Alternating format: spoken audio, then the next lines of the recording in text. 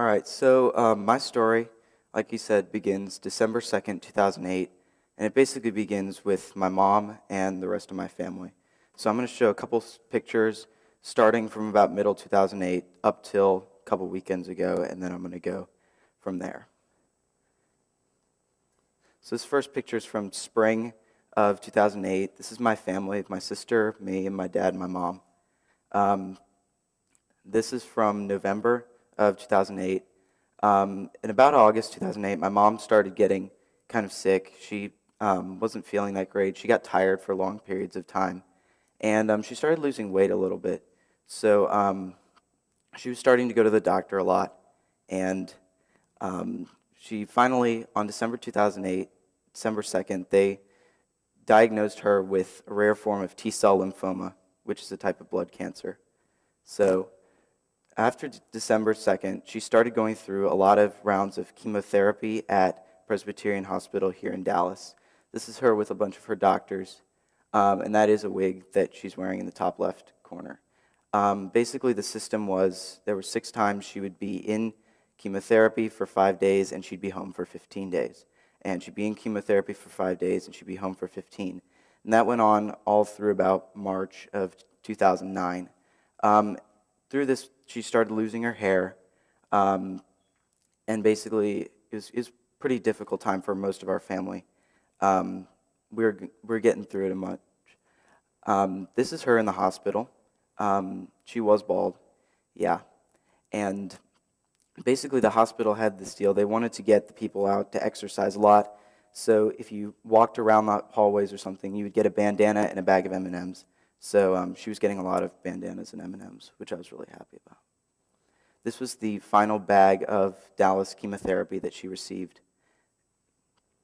So about March 2009, my uncle had this idea for a donor drive. Basically, let me backtrack a little bit. My mom, while she was in the hospital, learned that she was going to need a stem cell transplant from a donor that had a matching DNA from her. And if she didn't have this, she would only be living for about 2 more years. And 2 more years from December 2008 is right about now. So my uncle, my mom's brother, decided to organize a bone marrow donor drive to try to raise awareness of the cause and basically just promote people getting swabbed, because all you have to do is take a cheek swab to be registered in the donor registry program. This was the line at the registration. At Galleria, we had about 800 people show up and get registered, and we had about 100 people there to volunteer. So we had about 1,000 people total that came to the drive. This is mainly what I'm going to be talking about later, but these are our volunteers, and these were just some random people that ended up getting their cheeks swabbed. This is my mom with her sister-in-law. That was her in the hospital on her stem cell transplant day with her bear, and those her getting hooked up to the machine.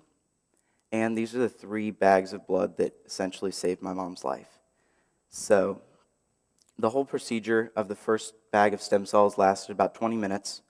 By then, we had figured out that she had a perfect match, which was really, really big because he wasn't in our family. He was a random stranger that all we knew is he was a 34-year-old male. And basically, my mom and him were allowed to write notes to each other. They were supposed to be extremely confidential. They couldn't reveal any information about who they were. And this was when my mom came home for my sister's birthday in July of 2009. This was day 100 after she finally came home on the last day when she came home from Houston, because she was there for 4 months getting treatment and recovering from the stem cell transplant. So my mom was gone in Houston for about 4 months after the transplant. This was a note taken from my mom's donor, and it says, "Stay strong, I will not give up on you. I was chosen for this through a quirk of chance and some pretty major histocompatibility. Now that I'm here, I wouldn't trade it for anything, and I'm behind you 100%. All the best, D." And we got to meet him eventually. We found out who he was. He's a good friend of my aunt and uncle's. He was at my cousin's first birthday party, It's a really, really small world, and I got to meet him. My mom's gotten to meet him multiple times, and he's really an amazing, amazing guy. This was 1 year post-transplant, so April of this year, and she's looking pretty much like she does now. And this was our Europe trip. We went to Europe this summer. This was us in Venice. And this was the weekend before last when she and my dad ran their first half marathon and raised about $12,000 for Leukemia and Lymphoma Society. So this was about 2 weekends ago, but really what made the difference for me was this guy, Keith, because he's really the one guy that he's the reason that my mom is still here today, sitting right behind Mr. Big & Ho right there. But the important thing that I wanted to get across in this presentation was that anybody can really make a difference in anybody's life anytime by doing little things or doing big things.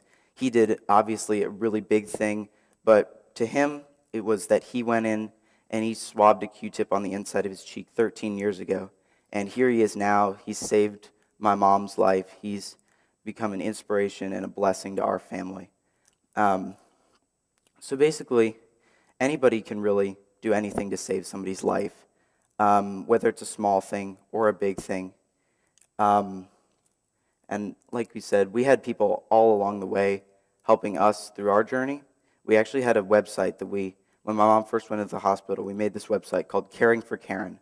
And we had people that could register and be on the website as members and post messages and post pictures and say, like, you're doing great, Karen, or you're such an inspiration to our family. And that really meant a lot to us. There were some other things going on the website. One of the most important things was the calendar, because while my mom was in the hospital, in Presbyterian Hospital, and she wasn't really here to cook, to make dinner for us or drive me to and from places, we had a calendar, and every other day we'd have a family bring our family dinner. And it was something really, really stuck out at me about that, because a lot of times I would look at the calendar and I would see, like, my best friends bringing me dinner that night. But other times I would look at the calendar and I would say, Mom, who is this guy? And she's like, oh, it's a friend of a friend of a friend of a sister of somebody's. And that was really, really powerful to me, because this person, I don't know this person. Some of the people that I even received dinner from, I don't really like them. But it was really, really important to us, and it made all the difference in the world that they could make an extra dinner and leave it on our doorstep one night for us to eat. And we had people all along the way, like when my mom was in the hospital or when she was in Houston, I had to have people pick me up from school. My dad was doing all of her stuff as well as his work stuff, as well as taking care of her. But we really had best friends and people all along the way, like, can you drive me here? And they'd say, sure. And that really that was saving my life every single day and going through that. I'm taking a class right now, and whenever I walk into the class, my teacher asks you one thing. He says, what's your name, and what did you do this week to save the world? And at first, the first time I went into the class, I thought, that's kind of a silly question, right? But after I start getting into the hang of it, like, I think of things and, like, oh, I helped this person with their homework this week, or I emailed this person notes when they were sick. And it really makes a difference in somebody's life, because I've been in that situation where I've been sick at home, and I said, hey, can you email me these notes from class today? And they're like, sure. And they email me the notes. Or something bigger, like my mom's like, yeah, I really, really need a stem cell transplant. Otherwise, I might not be here in 2 years. And so we have people like Keith that can really just make the biggest difference in anybody's life, which is saving their life. So as a closing kind of challenge to you guys, I want you guys, every time you wake up or every time you go out somewhere, I want you to kind of think to yourself, say what can I do to save the world today? Or when you go to sleep at night, say, what did I do to make a difference in somebody's life tonight? Because whenever you do something little for somebody, or without even doing it for somebody, you don't even know it, it can make a huge difference in somebody's life. So, thank you.